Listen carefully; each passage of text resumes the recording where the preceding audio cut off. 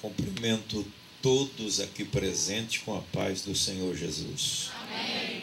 Irmãos, vamos aproveitar que vocês estão em pé e vamos ler a palavra de Deus em dois textos. Um texto já até foi citado aqui, mas nós vamos lê-lo. 1 Reis, capítulo 17.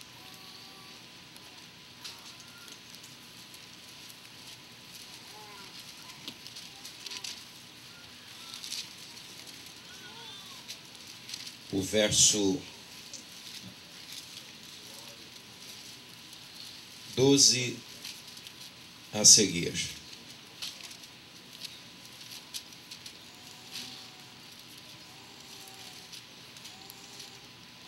Porém, ela respondeu: tão certo como vive o Senhor, teu Deus, nada tenho cozido, há somente um punhado de farinha numa panela e um pouco de azeite numa botija. E vês aqui, apanhei 2 cavacos e vou preparar esse resto de comida para mim e para o meu filho. Comê-lo-emos e morreremos. Amém. Eu disse até o verso 16, mas só esse verso. Agora, Atos dos Apóstolos,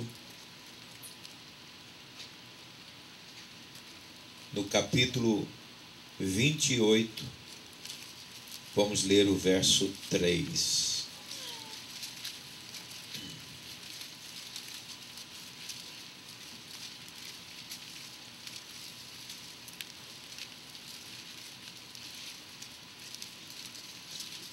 Atos, capítulo 28, o verso 3. Tendo Paulo ajuntado e atirado à fogueira um feixe de gravetos, uma víbora, fugindo do calor, prendeu-se-lhe a mão. Agora aqui eu vou ler, verso 4. Quando os bárbaros viram a víbora pendente na mão dele, disseram uns aos outros: certamente este homem é assassino, porque salvo do mar, a justiça não o deixa viver. Porém ele, sacudindo o réptil no fogo, não sofreu mal nenhum, mas eles esperavam que ele viesse a inchar ou a cair morto de repente. Mas depois de muito esperar, vendo que nenhum mal lhe sucedia, mudando de parecer, diziam ser ele um Deus. Amém. Podeis assentar, irmãos.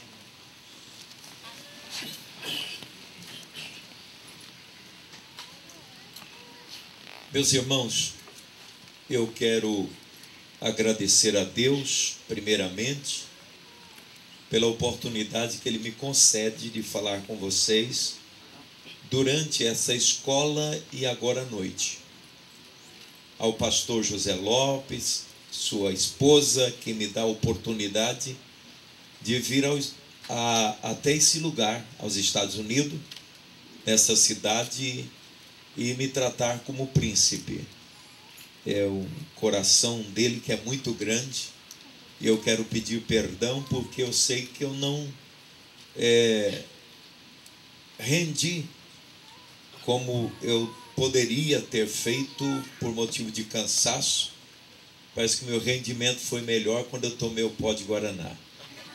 Como hoje eu não tomei, eu quero agradecer aos obreiros que de forma amável tem demonstrado um amor muito grande à minha pessoa, e vou levar daqui uma impressão, como sempre, maravilhosa, e vou divulgar isso à minha família e à igreja que, pela bondade de Deus, eu estou servindo. Louvo a Deus pela vida do casal que andou vários quilômetros para vir aqui. Eu tenho um apreço muito grande pela família da Juliana e agora aprendi a amar o esposo dela. E que Deus abençoe você e seus filhos, em Cristo Jesus. Meus irmãos, eu folhei a Bíblia agora à tarde e veio várias mensagens no meu coração. E sabendo que é encerramento de uma escola, e se tratando de um culto de domingo, geralmente as pessoas esperam uma mensagem evangelística e uma mensagem bastante dinâmica. Mas assentou no meu coração esta palavra que eu vou estar ministrando para vocês, que talvez seria uma reflexão, uma ministração mais para um culto de família, mas eu vou fazer aquilo que o meu coração está pedindo e creio que na orientação de Deus. E a palavra de Deus, ela tem poder para salvar, curar, batizar no Espírito Santo. O importante é a gente entregar aquilo que Deus colocou no coração da gente. Eu li esses dois textos tão distantes no próprio livro, na Bíblia, em 1 Reis, em Atos dos Apóstolos, Antigo e Novo Testamento. Esse texto que é tão distante também, historicamente falando. Um acontece com o profeta Elias e outro acontece com o apóstolo Paulo. Porém, Deus nos ensina, unindo esses dois textos, algo que muitas vezes é contra o senso do nosso raciocínio, ou contra a perspectiva ou análises humano que nós estamos vivendo. E baseado nesse texto, eu tiro a seguinte frase: em época de crise, muitas vezes é melhor catar gravetos do que derrubar árvores. E muitas vezes, em época de crise, nós queremos que aconteça algo tão grandioso, tão esplendoroso, que assusta as pessoas, ou que pelo menos nos impressiona. Os irmãos sabem, e eu sei lá através de notícia, que há uma crise na Europa, e especialmente abalando alguns países, como a Espanha, a Itália e a Grécia, e também Portugal. Está aqui o Lourenço, mas eu estive lá esses dias, e alguns países estão mais afetados do que o outro.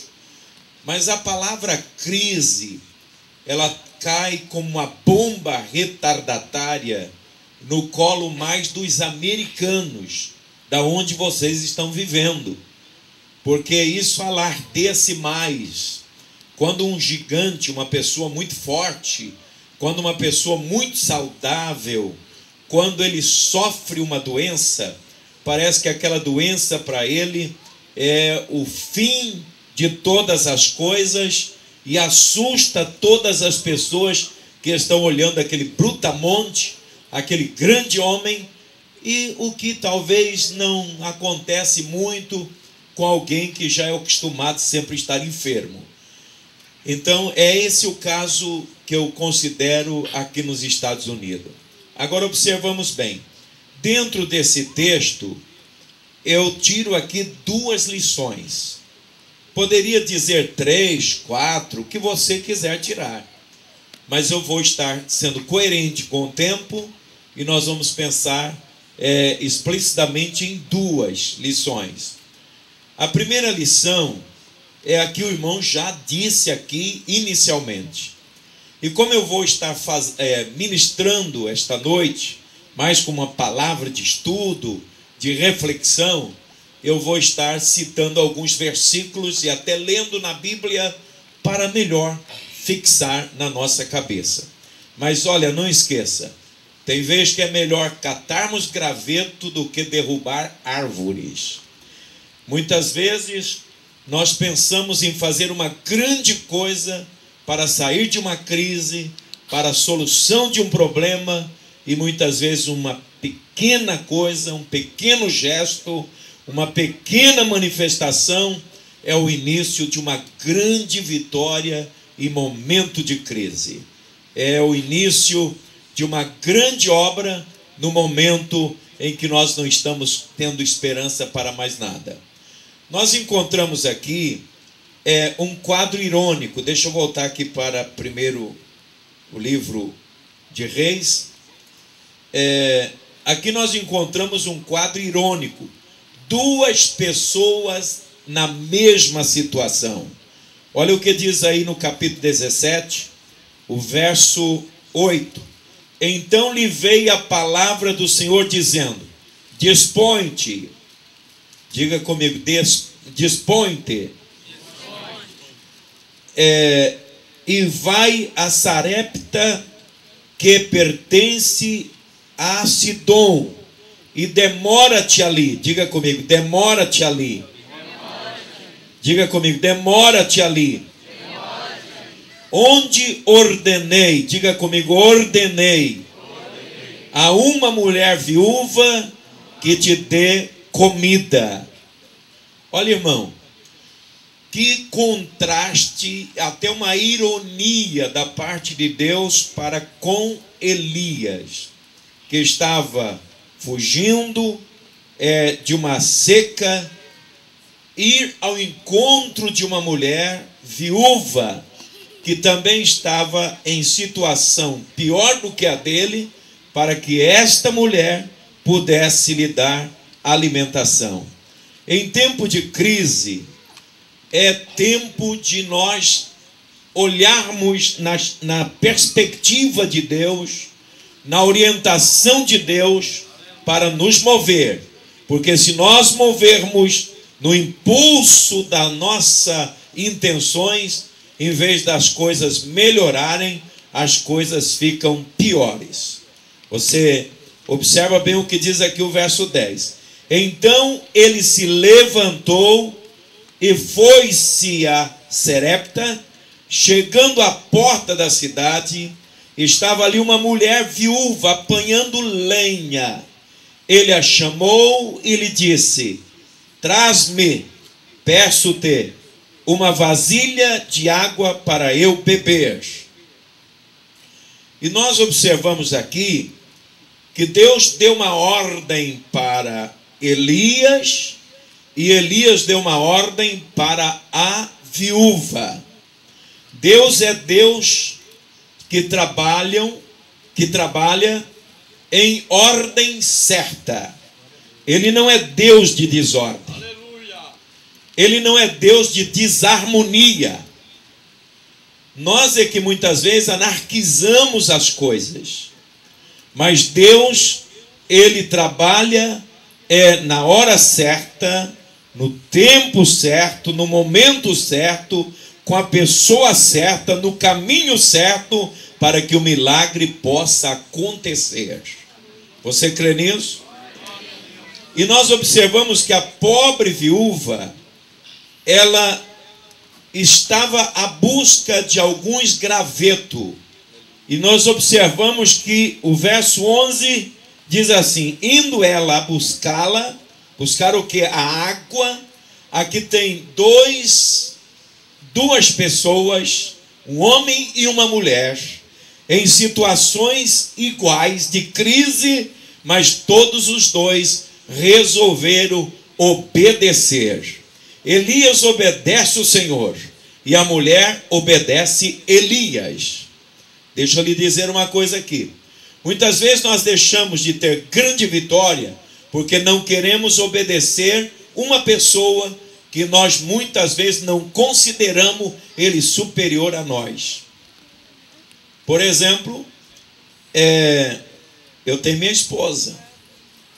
E olhando a minha esposa, ela é uma pessoa muito contemplativa, muito calada, muito sentada no lugar, gosta muito do coral, tem as suas atividades na igreja, mas ela não gosta de microfone, ela não é muito de microfone. E eu sou muito de microfone. Esses dias eu fiz aniversário, me deram um microfone de presente. De tanto que eu gosto de microfone. Mas tem hora que a ordem de Deus para mim vem através da irmã Tomico. Acredita, José? Vem através dela. E só que tem uma coisa, é lá em casa. É lá entre nós dois. Ela me dá orientação. Agora tem marido que diz: você não sabe que eu sou autoridade? Deus sobre você? Não, senhor. Muitas vezes Deus contraria a hierarquia humana para fazer o milagre acontecer. Tá? Então, o que acontece? Muitas vezes nós temos sentado ao banco da igreja, como é o caso lá de Uberlândia, e deve ter aqui também, muitas pessoas que são bem mais intelectual do que o pastor, tem mais bens do que o pastor, tem muito mais conhecimento do que a gente, mas Deus dá ordem a nós e nós damos ordem ao povo, e quando existe essa sintonia, o milagre acontece e a crise é rompida em nome de nosso Senhor Jesus Cristo. O maior problema hoje, irmão, é que as pessoas dizem: não, o pastor não tem nada a ver com a minha vida, ele não tem que se intrometer nas minhas particularidades dentro de casa. Eu já vi uma pessoa falar para mim: olha, cristianismo é dentro da igreja, pastor. Eu não tenho nada que está obedecendo a ordem de pastor lá dentro da minha casa. Lá eu posso beber minha cerveja, eu posso tomar meu vinho, eu posso fazer o que eu quero dentro das quatro paredes. Inclusive teve um pastor que foi tão infeliz no Brasil que ele falou na televisão de público: o que você faz com a sua esposa entre as quatro paredes é problema seu, não é problema de ninguém. É problema da igreja, sim. Porque quando nós pecamos lá em casa, é uma lepra, ela começa a atingir também o povo de Deus. Então essa é uma questão de ordem. Deus é Deus de ordem. Quando houve o milagre da restauração do Vale de Osso Seco, a Bíblia diz que osso com seu osso, ossos com seus ossos. Houve ordem, não desordem. E houve um rebuliço, houve um barulho. Nós podemos terminar esse culto aqui num grande rebuliço, num grande barulho, sem ninguém virar cadeira de perna para cima, sem ninguém dar coice no outro. Deus, ele se manifesta e o povo sente alegria, mas a ordem sempre é respeitada, porque a Bíblia diz que Deus é Deus de ordem e decência, ou decência e ordem. Agora vejamos aqui, esta pobre viúva, ela não ficou em casa, ela saiu para buscar gravetos. Muitas vezes nós queremos vencer as nossas crises dentro da nossa casa e não queremos vir para a casa de Deus. Eu sei que a sua oração na sua casa, ela tem um poder maravilhoso, mas orar na casa do Senhor, junto com o povo de Deus, na presença do líder, tem um valor extraordinário. Quando a crise vier, não fica chocando ela dentro de casa, não fica delineando a sua miséria dentro de casa, não fica achando longe demais para ir para a casa de Deus. Sai da sua casa e venha para a casa de Deus, porque Deus tem bênção para você aqui nesta noite, neste lugar. Agora, a primeira coisa que esta viúva, ela me ensina aqui, inclusive o irmão deu um toque nesta passagem, e eu considero um selo para mim, esse toque que o irmão deu. O verso 13: Elias lhe disse: não temas, vai e faze o que disseste, mas primeiro faze dele para mim um bolo pequeno e traz-mo aqui fora, depois fará para ti mesma e para o seu filho. Primeiramente, irmão, quando nós colocamos o nosso pouco, o nosso insignificante na mão do Senhor, se torna muito. Aquilo que não vai resolver a situação, aquilo que não vai ter nenhum espanto diante da crise, mas na mão do Senhor se torna algo poderoso. Poderoso. Então, ainda que seja pouco, mas coloque na mão do Senhor. Primeiro, você coloca na mão do Senhor e o Senhor fará milagre com a migalha que você tem. O Senhor pode alimentar milhares de pessoas. Com o pouquinho que você tem, Deus pode arrancar você de uma crise. Viu? Primeiro coloca na mão do Senhor. E esta mulher fez esse trabalho. Para adiantar, a segunda coisa que ela fez está aqui no verso 14. Porque assim diz o Senhor, o Deus de Israel: a farinha da tua panela não se acabará, e o azeite da tua botija não faltará, até o dia em que o Senhor fizer chover sobre a terra. Segunda coisa que essa mulher me ensina é que ela creu na promessa de Deus. Nós temos que crer na promessa de Deus. Ainda que a perspectiva não seja muito bom, ainda que as coisas não aconteceu, ela creu antes que acontecesse. Nós gostamos de crer quando as coisas acontecem. A semana retrasada, uma pessoa ligou para mim, um obreiro de uma congregação nossa, ligou para mim e disse assim: Pastor Alva, a irmã fulana, e que o senhor conhece, conheço muito bem, estive orando por ela, ela está acometida de câncer, e ela pediu que quer ir lá no fulano de tal em São Paulo, um apóstolo que diz que está fazendo muito milagre, e ela perguntou se ela pode ir lá. Porém, ela está sem recurso e queria que a igreja pagasse a passagem de avião para ela. Eu disse: primeiro, o meu conselho é que ela não deva ir. Segundo, que você não pegue dinheiro da igreja para pagar a passagem dela. Por que a pessoa está querendo ir lá? Porque lá diz que está acontecendo milagre. Nós estamos propensos a crer quando nós estamos vendo acontecer alguma coisa. Nós estamos propensos a ir aonde o milagre está acontecendo. Mas esta mulher, ela creu antes do milagre acontecer. Bem-aventurado aqueles que crê antes do milagre acontecer. Crê antes que aconteça qualquer coisa sobrenatural. E ela fez para o profeta antes do azeite e a farinha aumentar. Nós somos tendenciosos a fazer aquelas orações: se o Senhor me arrumar esse emprego, eu vou ser dizimista. Se eu aposentar, aí eu vou trabalhar para a obra do Senhor. Que história é essa, irmão? Você está sendo medíocre demais em relação às coisas de Deus. Nós precisamos crer contra a esperança, como creu Abraão. Antes de qualquer coisa, Abraão creu que se Deus fizesse o seu filho morrer, Deus teria condições de levantar da cinza um novo Isaac para ele. Esse é o Deus que nós cremos, esse é o Deus que essa mulher creu. Ela creu antes do milagre acontecer.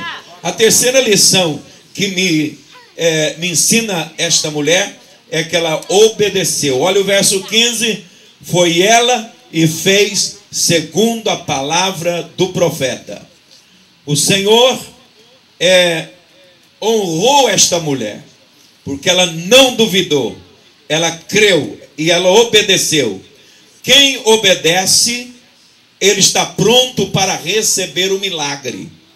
Obedecemos fora da perspectiva ou fora do olhar, da visão do homem, e observamos que aquele que duvida não tem condições de receber a promessa de Deus. E nós cremos não porque o milagre vai acontecer, nós cremos porque o Deus que nós servimos, ele é fiel e pode acontecer e fazer o milagre acontecer.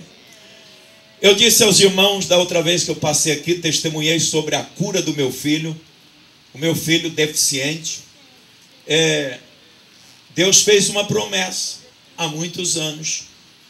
E um dia andando eu encontrei um pastor e nós conversando, ele também tem um filho deficiente. Ele ficou sabendo que eu tenho um filho deficiente, ele também veio perguntar para mim como é que era a deficiência do meu filho e tal. Aí, sem ele saber, ele disse assim para mim: pastor Álvaro, interessante, eu estou esperando, há 20 anos atrás, Deus falou comigo que vai curar o meu filho. Quando fulano, que é o ministro da palavra de Deus, acontecer isto com esse ministro, uma coisa de Deus também na vida desse ministro. E Deus prometeu para ele no segredo do Senhor. E ele está aguardando que um dia o milagre vai acontecer. E Deus também prometeu para mim que no tempo dele ele vai curar o meu filho. No tempo dele. Eu estou crendo. Eu estou crendo contra as previsões médicas. Só que contra a previsão médica, a gente está vendo que ele está melhorando cada dia mais. Eu creio e estou fazendo o que o Senhor pediu para mim fazer. Eu estou dentro daquilo que o Senhor pediu para mim há 30 anos atrás. Quando eu estava na casa de um irmão e Deus usou um presbiteriano recém-batizado no Espírito Santo. E esse presbiteriano mora hoje em Brasília. E Deus disse assim: no meu tempo eu vou curar o seu filho. Agora, quanto a você, deve fazer isto, isto e isto. Eu estou obedecendo o Senhor e crendo que no tempo de Deus o milagre vai acontecer. Então, primeiramente, essa mulher colocou na mão do profeta, ela fez para ele. E em segundo lugar, ela creu na promessa, e observamos que ela creu na promessa do Senhor quando nada tinha ainda acontecido. E em terceiro lugar, ela obedeceu. Ela foi e fez como o homem de Deus pediu para fazer. Mas eu encerro essa parte aqui dizendo: a vitória de Eliseu foi ele ter obedecido o Senhor. E a vitória dessa mulher foi ela ter obedecido Eliseu. E o seu milagre, Deus está dizendo para ti nesta noite, o seu milagre é você obedecer a palavra que se prega nesse púlpito. Aleluia. Você não está concordando. Você não está aceitando isto. E muitas vezes você tem levado isto como se fosse um capricho de alguém. Mas a sua vitória está em você obedecer a palavra que ministra aqui nesse púlpito. Saiba de uma coisa: para alguém Deus exige alguma coisa a mais. E não adianta você questionar. Por que que Deus exige isso de mim e não exige de fulano ou ciclano? Não adianta nós queremos questionar a vontade e a determinação de Deus. Cabe a nós obedecer. E se você obedecer, o milagre vai acontecer. E o milagre não está em você fazer grandes coisas, é em catar gravetos. E em época de crise, não adianta você querer fazer grandes coisas. Você faz as pequenas coisas obedecendo o Senhor e as grandes coisas acontecerão. Elas acontecerão. Agora vamos aqui para Paulo e a sua viagem e as circunstâncias dessa viagem. Vamos lá para Atos capítulo 2, 28. Atos capítulo 28. Este acontecimento de Paulo nos ensina que quando as coisas estão ruins, elas podem piorar. Está me ouvindo? Deus está falando contigo aqui. Não estou dizendo isso aqui por chavão, não. É porque eu fugi desta mensagem durante a tarde, nesse momento, mas o Senhor me dirigiu a ela. Olha aí, capítulo 27. Capítulo 27 e o verso 9. Depois de muito tempo, tendo se tornado a navegação perigosa, e já passado o tempo do dia do jejum, admoestava-os Paulo, dizendo-lhes: senhores, vejo que a viagem vai ser trabalhosa, com dano e muito prejuízo, não só para a carga e para o navio, mas também para a nossa vida. Meus irmãos, muitas vezes as coisas estão ruins, e quando nós pensamos que vai melhorar, elas tornarão piores. Eu não sou profeta de desgraça, de tragédia, mas olha bem, você está querendo fugir desta mensagem. Você não está querendo ouvir mais, porque a sua situação ela não é boa, mas ela vai piorar. Como pastor, olha, preste bem atenção. Porém, quando as coisas estão ruins, pode piorar, há uma esperança para aqueles que crêem no Senhor. Há uma esperança. Ela pode e vai melhorar. Para o ímpio não, mas para nós que servimos o Senhor, há uma esperança de raiar o dia e o sol brilhar sobre as nossas vidas e a promessa de Deus acontecer quando nós menos esperamos. Leia comigo o verso 34 e o verso 36. E diz assim: eu vos rogo que comais alguma coisa, porque disto depende a vossa segurança, pois nenhum de vós perderá nem mesmo um fio de cabelo. Essa questão de, parece até um hiperbolismo, um fio de cabelo, é porque Deus cuida do mínimo detalhes, das coisas mínimas que nós não nos preocupamos.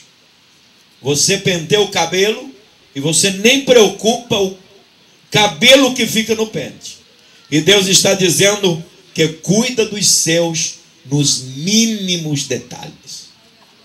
Entendeu? A esperança, a promessa vem, o fim virá desta grande crise e você triunfará em nome de nosso Senhor Jesus. Mas esteja atento o que o Senhor está dizendo para você através do púlpito da igreja. Tu não está preocupado em prestar atenção na mensagem. Muitas vezes tu vem, mas está ouvindo, mas não está guardando no seu coração. Muitas vezes você vem, assenta aí, mas o seu pensamento está vagando para muitos lugares. Preste atenção, Deus está falando com você. E no momento da crise, é o momento de agitação, é o momento de nós queremos tomar dinheiro mais emprestado do que nós podemos pagar. É momento de nós queremos fazer alguma coisa quando nós deveríamos estar parados. É momento de nós conversarmos quando deveríamos estar em silêncio. É momento que nós deveríamos refletir, e muitas vezes nós falamos de forma impiedosa, murmuramos, culpamos pessoas que não têm nada a ver com o nosso problema, em vez de nós ficarmos calados e ouvir o que Deus fala conosco através do púlpito da igreja. E nós observamos que aqui nesta passagem me chama a atenção um versículo da palavra de Deus. Está no capítulo 28.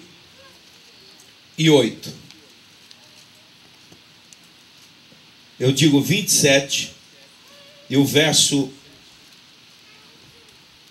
28. E lançando o prumo, acharam 20 braças, passando um pouco mais adiante. E tornando a lançar o prumo, acharam 15 braças.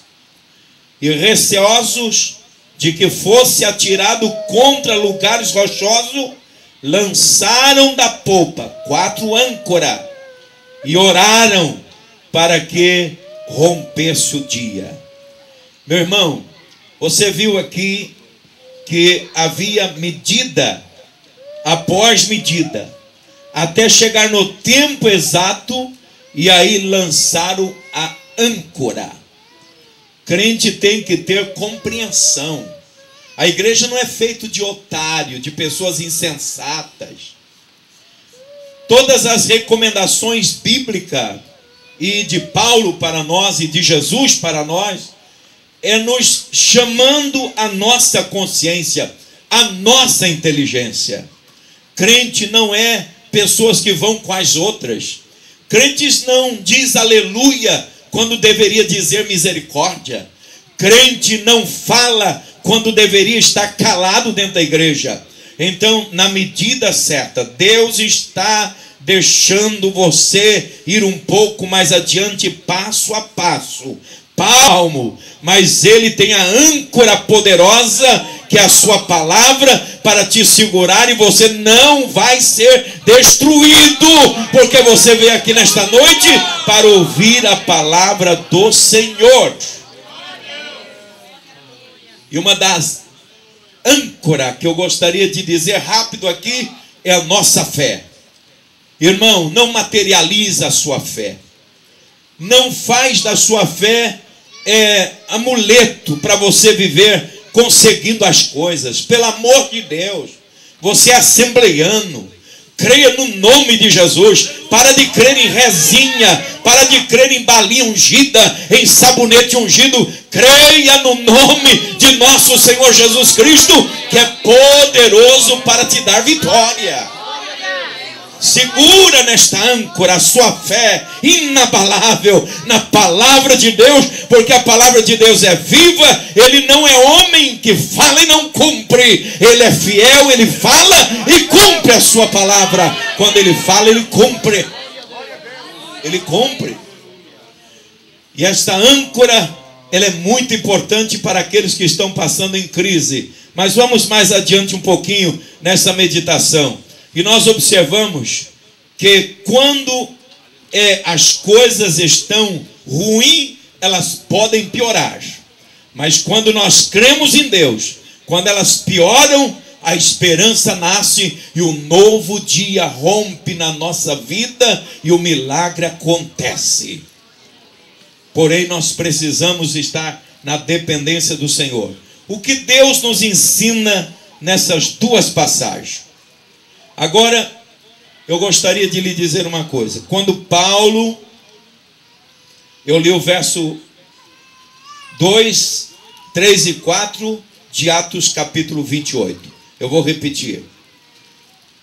Uma vez, eu vou ler o verso primeiro aqui. Uma vez em terra, verificamos que a ilha se chamava Malta. Os bárbaros trataram-nos com singular, os nativos nos trataram com singular humanidade, porque acendendo uma fogueira, acolheram-nos a todos por causa da chuva que caía por causa do frio. Tendo Paulo ajuntado e atirado ao fogo uns gravetos, uma víbora fugiu do calor e prendeu-lhe a mão. Olha aqui. Duas palavras, diga comigo, obedecer. Diga comigo, obedecer e servir. Obedecer e servir. Na passagem de 1 Reis, capítulo 17, a palavra obedecer, ela é a palavra-chave para que o milagre acontecesse. Agora, em Atos, nesta passagem de Paulo, a palavra-chave para que o milagre aconteça é servir. servir. Vamos agora aprender um pouco mais sobre esse texto. Quando nós cremos e colocamos as coisas na mão do Senhor, o milagre acontece. Quando ajuntamos e cremos na palavra do Senhor, servindo, nós nos tornamos mais útil àquele milagre que nós recebemos. Tem muitas pessoas que querem o milagre, mas não querem o milagre para servir. E eu caminho aqui andando nessa passagem, dizendo o seguinte, que quando nós somos abençoados, a bênção só é útil para mim quando eu uso ela para abençoar outras vidas. Quando eu quero a bênção para mim, mas eu não sirvo para servir, é sinal de que não estou pronto para ser abençoado por Deus. Deus está interessado em me abençoar quando eu estou interessado em servir. Quando eu não tenho o espírito ou a dedicação, a virtude de servir, Deus não está disposto em me abençoar. Nós observamos que a viúva recebe a ordem para tratar de Elias, não tendo nada, senão somente um punhado de graveto, um pouco de farinha e um pouco de azeite. Olha aí, alguns gravetos, um pouquinho de farinha, um pouquinho de azeite. Mas quando ela obedeceu, o azeite multiplicou e a farinha também.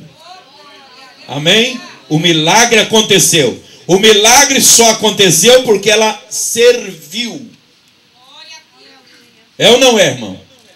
O milagre só acontece quando a gente serve os outros. E tem muitas pessoas que querem milagre para ele. E não é um milagre para servir as pessoas. E nós observamos que Paulo nos ensina aqui que quando ele serviu aquecendo as pessoas, o milagre também aconteceu na vida de Paulo. Veja bem, o verso aqui diz o seguinte: tendo Paulo ajuntado e atirado à fogueira um feixe de graveto, uma víbora, fugindo do calor, prendeu-lhe a mão. Paulo, ele era um líder. Ele tinha liderado todo aquele momento de circunstância da viagem do navio que estava indo a pique, a tragédia. Então Paulo poderia ter ficado sentado, tranquilo, e dizer às pessoas: a fogueira está apagando. Ou, coloca graveto lá, põe lenha na fogueira. Paulo, sendo um líder, considerado Deus, com D minúsculo, mas assim mesmo ele esteve à disposição para servir. Quando nós ajuntamos graveto e aquecemos os corações dos outros, saiba que o nosso coração também será aquecido. E diz o verso: quando os bárbaros viram a víbora pendente da mão dele, disseram uns aos outros: certamente esse homem é criminoso, ele vai morrer. Os nativos viram isso aí, viram que ele ia morrer, mas a Bíblia diz que Paulo não morreu e nada aconteceu com ele. Porém ele, sacudindo o répter no fogo, não sofreu mal nenhum. A mão que serve pode ser ferida, mas ela não incha, e o dono dela não morre. E quem serve tem que estar preparado, porque pode ser ferido por aquele a quem você está servindo. A excelência na obra de Deus não é ser servido, mas é servir. E nós temos que estar preparados que ao servir a membresia ou a estar a serviço da igreja, alguém pode nos ferir, como aconteceu com Jesus. Mas não é por causa de uma ferida que nós vamos parar de servir. Tem muitas pessoas que estão me ouvindo, que que por causa de uma ingratidão pararam de servir. Por causa de uma incompreensão, já não canto mais, não vou mais participar desse conjunto, não vou evangelizar mais, eu não vou fazer mais isto, porque eu fui ferido. Paulo, ele servindo, foi ferido, mas a ferida não inchou as suas mãos. A mão de quem serve não é inchada quando ele serve com gratidão. E nós devemos servir com alegria. E na medida em que nós vamos servindo, o Senhor vai nos dando graça para nós entender a ingratidão das pessoas. Abra sua Bíblia em Gálatas capítulo 6.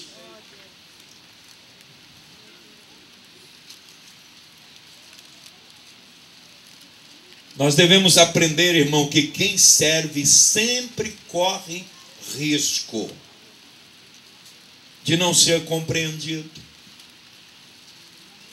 Nunca, jamais, talvez a gente faz não esperando receber a gratidão de ninguém, mas geralmente a gente faz não esperando a ingratidão, mas isso pode acontecer. Capítulo 6, o verso 9 e o verso 10 diz assim: e não nos cansemos de fazer o bem, porque a seu tempo ceifaremos se não desfalecermos. Por isso, enquanto tivermos oportunidade, façamos o bem a todos, mas principalmente os domésticos da fé. Não canse. Eu estou ministrando esta palavra até um pouco contra a minha vontade, mas eu tenho certeza que a eternidade vai revelar, porque tem muitas pessoas aqui que cansaram de servir. Cansaram por causa de alguma ingratidão. Pessoas que serviam e muitas vezes não foram compreendidos. E parou. E o Senhor está dizendo que não mandou você parar. O Senhor está dizendo que é para você não desfalecer e continuar servindo. Você parou, talvez por uma ingratidão, por alguém que feriu sua mão. Nós, os pastores, ao aquecer o coração da igreja, em busca de graveto, em busca da mensagem, muitas vezes o diabo tenta nos ferir. Mas nós jamais vamos desfalecer.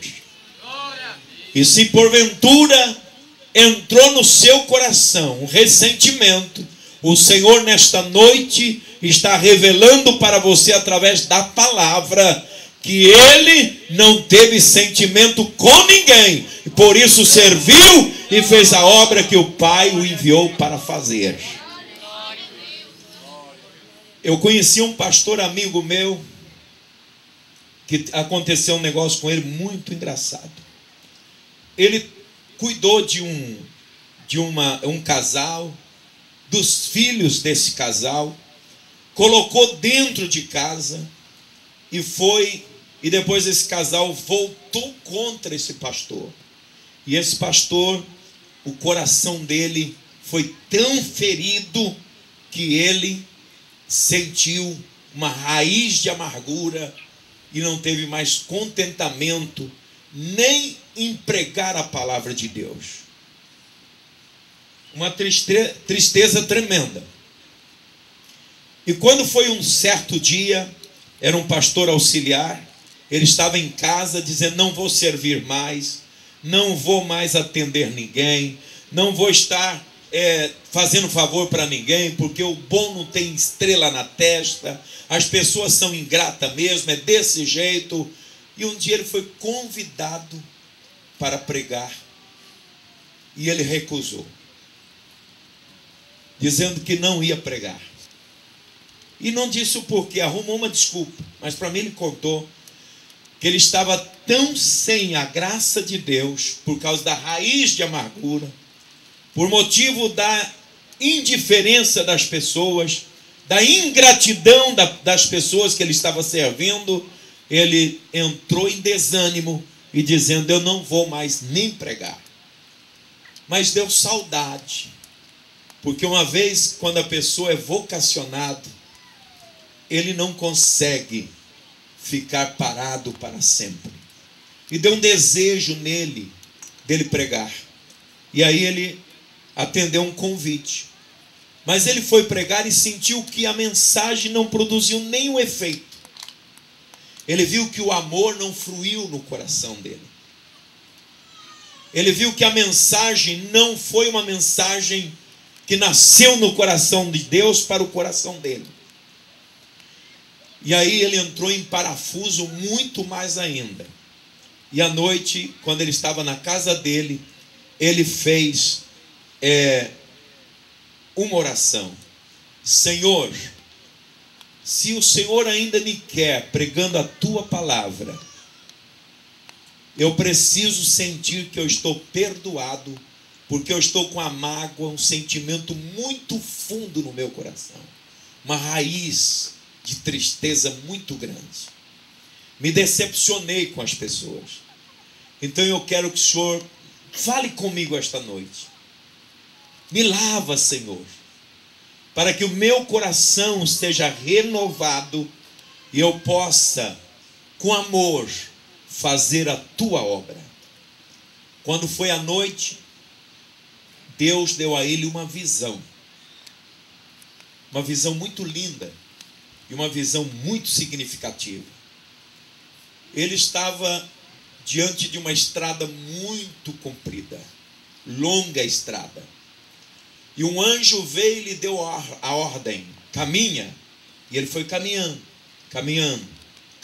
Quando chegou muito longe, depois de caminhar muito tempo, na frente da estrada, ela foi cortada por um cemitério. E ele se assustou na visão: um cemitério? A estrada deu dentro de um cemitério. E ele percebeu que o cemitério tinha covas abertas, covas usadas há muito tempo, covas usadas há médio tempo e cova usada há pouco tempo. Ele parou e ficou observando. Covas abertas, uma perto da outra, outras mais distantes, era irregular. E aí ele parou e ficou observando aquilo lá, e o anjo que apareceu para ele no começo da caminhada, apareceu ali e disse para ele: continua a sua caminhada. E ele disse para o anjo: mas como eu vou continuar? Cemitério aqui na minha frente, cova. O anjo disse: continua. E ele saiu pulando por cima das covas usadas. E sobre cada cova tinha o dizer da morte da pessoa que estava ali sepultada.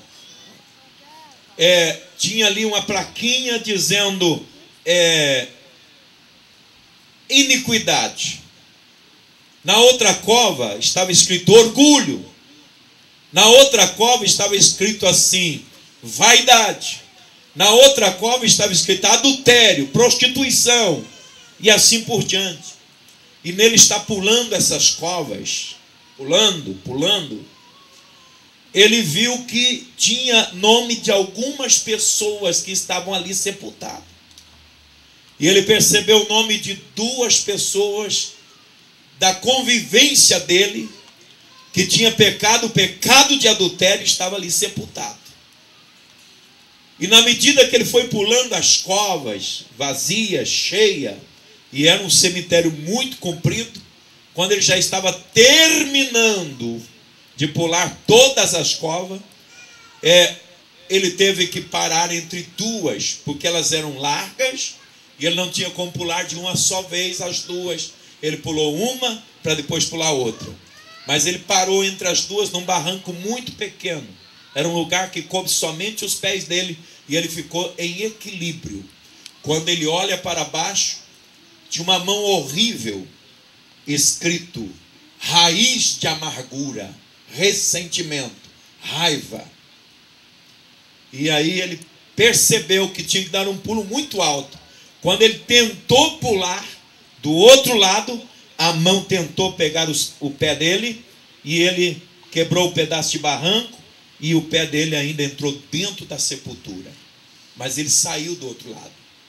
Quando ele saiu, que ele olhou nos pés, ele viu que os pés estavam sujos. E ele começou a chorar, pensando: eu venci até agora, fiz tudo direito, no final eu sujei os pés nessa última cova. Quando ele está olhando para os pés, chorando, que ele levanta a cabeça, ele vê um ser simbolizando Jesus Cristo, com uma cadeira e uma bacia. E o Senhor disse assim: vem aqui. E ele foi andando, disse: senta-te. Ele sentou e o próprio Jesus Cristo lavou os seus pés, os pés dele. E diz: na tua longa caminhada, seus pés podem ser feridos por pessoas que não compreendem o teu ministério, mas todos os dias eu estou pronto a lavar os seus pés para que você continue fazendo a minha obra.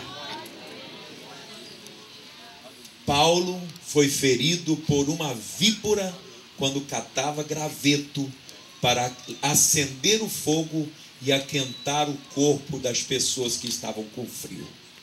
Quem sabe que você parou, não quer trabalhar mais, por causa da ingratidão até mesmo de alguém dentro da sua casa, por causa da falta de compreensão até mesmo de pessoas dentro da igreja, e você vai ficar parado, você vai ficar aí detido e para de servir o Senhor.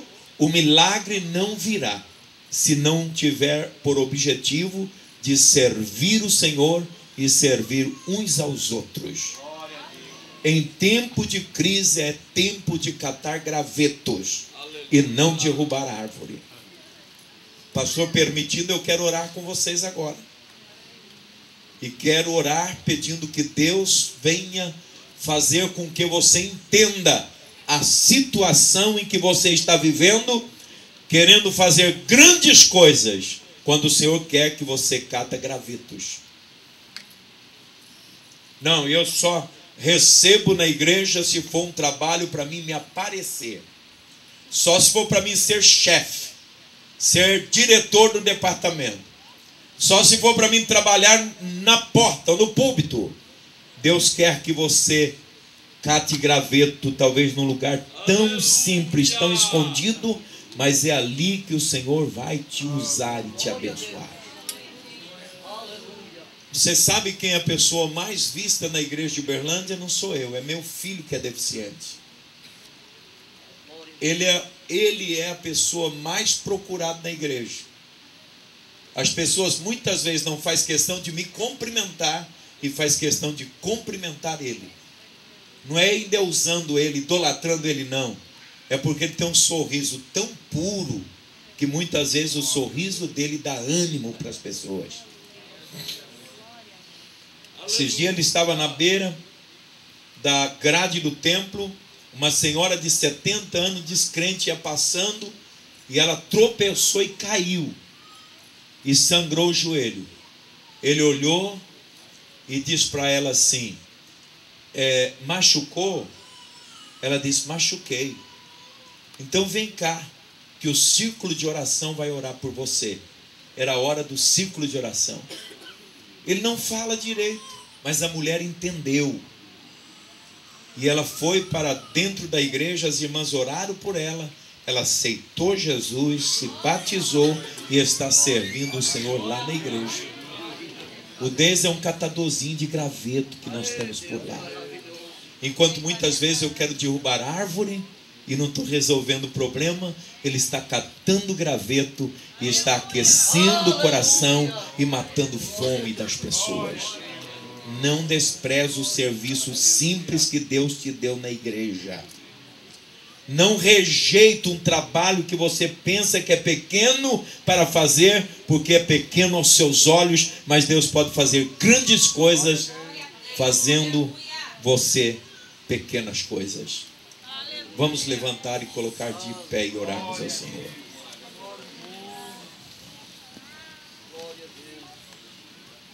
Senhor nosso Deus, eu ministrei a tua palavra nesta noite, como o Senhor pediu para me fazer, de forma que muitas vezes fora da minha intenção, mas eu sei que é a intenção do Senhor.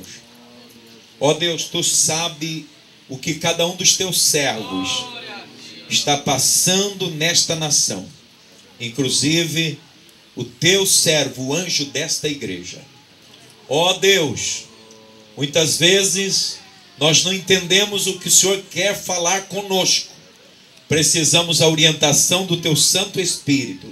Eu peço que o Espírito do Senhor venha sobre a mente daqueles que precisam tirar uma lição desta mensagem, que estão em busca de grandes coisas, grandes realizações, fortunas, muito dinheiro, e que o Senhor possa fazer ele entender que inicialmente o Senhor quer que ele faz algo que parece ser insignificante, mas será um grande trabalho. Abençoa esta igreja, Senhor, para que seja uma igreja que cata graveto nesta cidade. Homens e mulheres caídos nas sarjetas, gravetos insignificantes, para que possa haver aqui uma grande fogueira. Prepara os teus servos, Senhor, para esta obra, que ao sair por aí catando graveto, víboras vão feri-los, mas que eles não encham, que eles não sejam contaminados pelo veneno da víbora, e que a história venha depois registrar o que o Senhor vai fazer neste lugar. Senhor, eu sei que muitas pessoas vê esse trabalho como um punhadinho de gravetos e gostariam de ver aqui toras, árvores grandes, monumentos grandes, grande obra, mas o Senhor vai fazer com que esses gravetos vai trazer resultados que jamais pode ser contado, que jamais pode ser escrito, porque tu és Deus que surpreende fazendo milagre. Multiplica, Senhor, multiplica, ó Deus, o azeite e a farinha, para que o milagre possa acontecer em nome de Jesus.